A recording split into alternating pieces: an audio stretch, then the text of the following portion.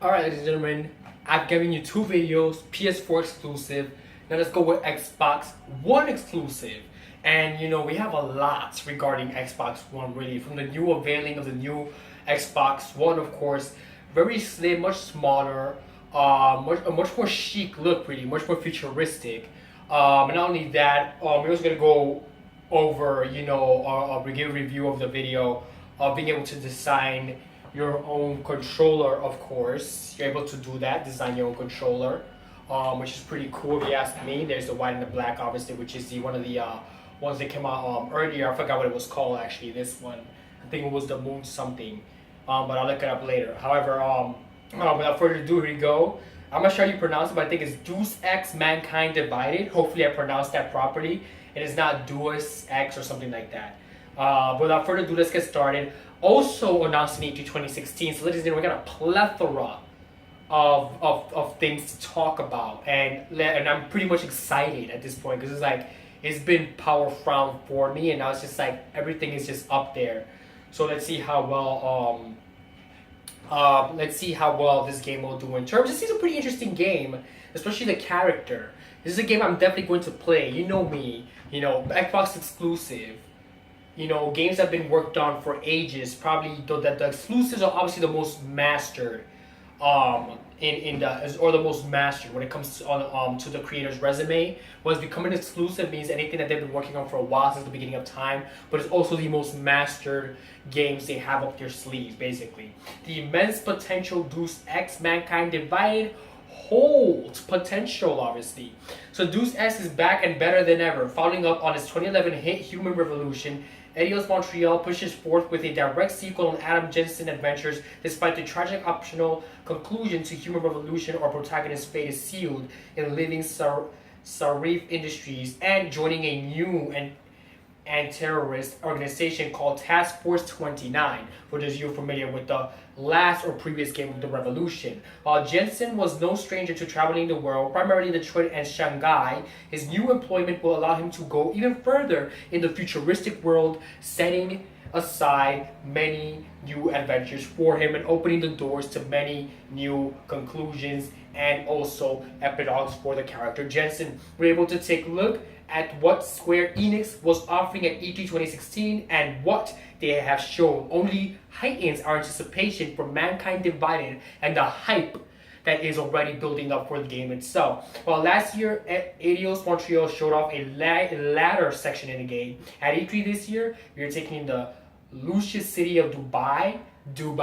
So yeah, the setting is Dubai this time around, where Mankind Divided starts out. Right from the get-go, you will have flashbacks of the Human Revolution, as not only are you in a helicopter being briefed on a situation on the ground, but you're able to choose how you want to approach the conflict and the mission at hand. Lethal or non-lethal approaches are also considered or advised depending on what your fighting style is. You can go guns blazing, or you can just go non-lethally and just convince the person or not put them or just knock him out, which is also a non-lethal way of dealing with your enemies. Just knock him out and put him in a coma, obviously. And it's once again Adam Jensen's job to infiltrate a facility and take out a group of armed men along with their leader. While this level is primarily situated inside of a facility, a sandstorm is raging outside, which comes somewhat into play in later parts of the demo, as you can see yourself at the E3. So, as ever before, players are able to play Deus Ex how they want to, be it being a pacifist sneaking around everyone or engaging in intense firefights. So basically, again, we're confronted with a game where your choices matter. Fighting style this time around. Should you go non-lethal, stealth, lethal, if you like guns blazing? But you also gotta take out the leader. So if I were you, especially, people probably gonna mix it up or not, depending on the scope of how many enemies are patrolling the area. Because the bigger the amount of enemies that patrol the area, most people go guns blazing.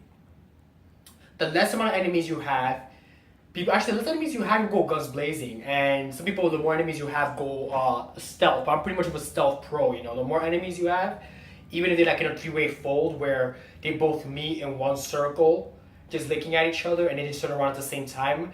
I've played Splinter Cell 100 times and over. Actually, my first-person shooter experience actually started, and stealth experience started with Splinter Cell for me. So I'm pretty much more of a kind of stealthy type of person takedown. So yeah, I'm something to behold and be weary of, obviously. So let's continue here. Hit where you can perform devastating takedowns, open fire on unsuspecting enemies, move bodies around, and so forth. Customization is even more prevalent than even before, as before you'd have to open your inventory and attachment specific unequipable parts of your arsenal. But now you can do it on the fly through a very appealing interface. But be warned, this won't pause the action at all. So while you are actually equipping, they warn you now, and I'm going to warn you again. You will not be able to dodge the action at all in the game, even if you try to equip certain equipments onto you. The action will continue, you will get shot at, people will try to take you down, even if you start to equip new gear on yourself, on Jensen of course, while you're trying to fight off your enemies. So don't complain later on saying they didn't warn me that I was to be attacked if I'm equipping some, because clearly they did, and I just told you. And obviously you also informed about it in E3, at least I hope. So it is very much the first-person stealth RPG they have come to know and love. Outside of the general mechanics, a lot of argumented moves return as well, such as busting down walls, although you can add an electrical charge to it, dropping the incredible height, clocking, and plenty of others. There are a bunch of new abilities though, such as Mega Man-esque blaster that acts as a shockwave, incapacitating enemies, and explosive blades that flings out of Jensen's robotic arm, perspective shielding, a multi-targeted projectile taser, and even more. There's a lot of options when it comes down to taking down your enemies, and Adam Jensen does it in style. Hacking is more or less the same, with similar and nods that need to be breached, with different variables and RNG playing out in the background. The differences is the visual aesthetics of the game in the portion in which you choose of the lifestyle of the character itself, to projectiles or to guns themselves, whichever one you prefer. As you already saw, there's a whole bunch of different types of situations you can put yourself. There's offensive, there's defensive, non-lethal, lethal. I mentioned so many things already. You already know you cannot guard or be protected by the equipment engine that they have. You constantly have to keep, it's a game where you constantly have to keep moving as you equip in order to win the battle. If you don't, you will die most likely, give or take. You'll become injured. Worst case scenario, you die. So Deus Ex Mankind Divided was an extraordinary showpiece at the last E3, even taking home our Games of the Show award. So even though it's not released yet, it took the Games of the Show award last year because it was such a great showcase that they just had to give it to Deus Ex. So that's pretty huge for a game that hasn't come out yet to take a show award. So you already know this game is on my list. Any game that takes an award home is on my list because it's worth playing. And its showing this time is no less impressive. Even though Mankind Divided was originally scheduled to be released in the early 2016 timeframe, it has been delayed, has ensured that the developer has more than ample time to get things right. If the E3 2016 demo is any indication of what the final game will become, fans should be pleasantly surprised with the outcome when the game finally comes out.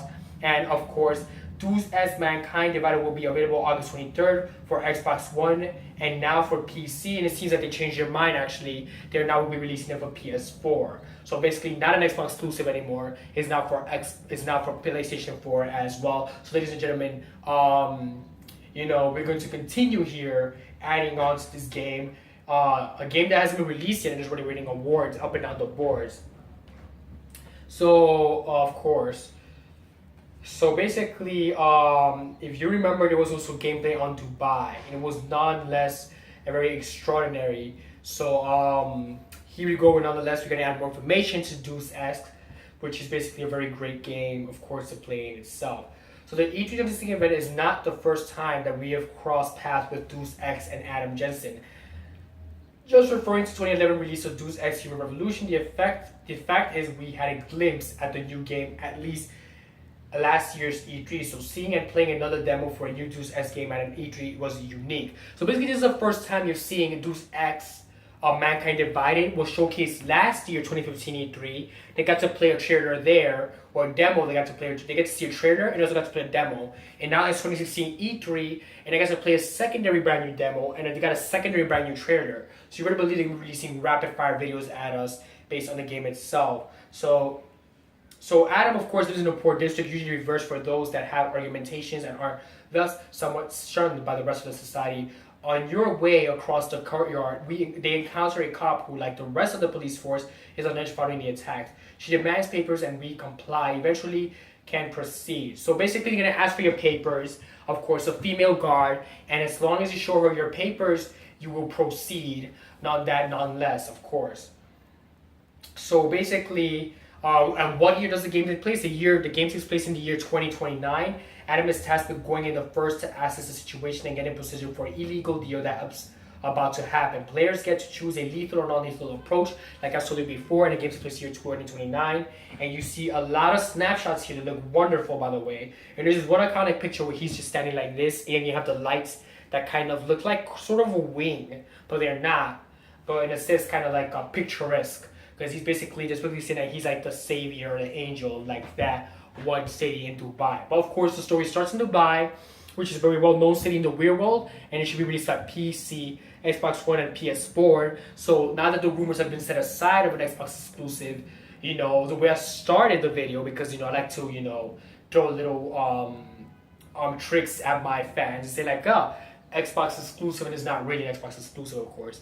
It was originally supposed to be an Xbox exclusive, but because they won the Game of the Show award, they decided to change it up, and they say, you know what? Forget exclusive, let's go full on Brawlic mode, and let's just go Xbox One, PC, and PS4. So you go, ladies and gentlemen, 3 consoles will be released instead of 1. So thank you very much for joining me today for the Deus Ex Mankind, of course, update. Divided, and have yourself a great day. And of course, if you're interested in this game, don't forget to mark it on your calendar because it wins an award. It is obviously worthy of playing, not just by me, but by any other YouTuber who likes to do video game walkthroughs. Thank you very much, and stay safe. And if you're new to my channel, don't forget to subscribe, and also leave a like and follow me on Twitter. Hopefully one day I'll stop saying this over and over again. I can save a singe of my voice.